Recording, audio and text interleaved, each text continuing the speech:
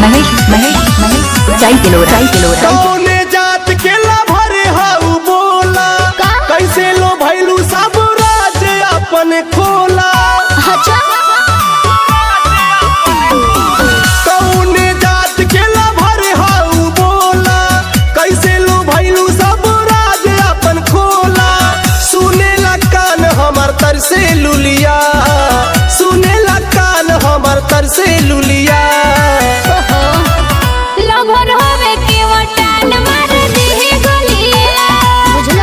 Mahesh ji police दरोगा नहीं उनका से बोले बोलिया। हमर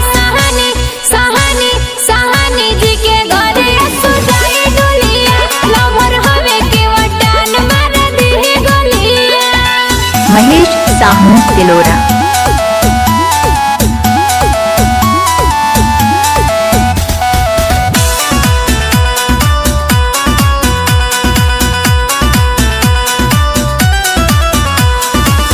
ऐसन का खास बात बाटे के उठान में रहेलू गोरी तू हरदम शान में।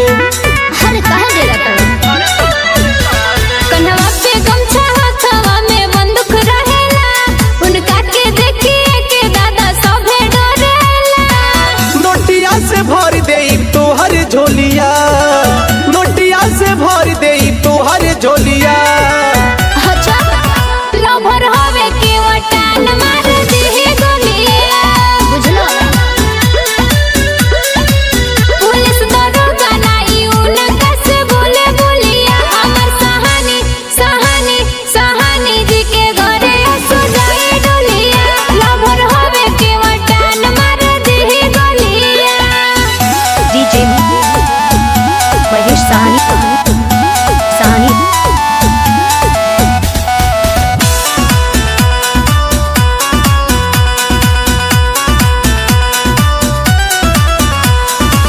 पर का सहानी जामत भइले दीवाना। कबले तू करबू हो इनका के माना। धर्मेंद्र के हम बने वाली बानी रानी हो। सच बात तोहरा से कहतानी हो। अरविंद निषाद खोली दी है चोलिया, मोहन संजय डीजे खोली दी है चोलिया। लवर हवे के वटान मार दी गोलिया। महेश राज साहनी पुलिस दरोगा नहीं उनका से बोले बोलिया। हमर सहानी जी के घरे सुजाई डोलिया। लवर हवे के वटान मार दी गोलिया। गाना बनाए हैं mix by DJ Mahesh Nishad Tilora से।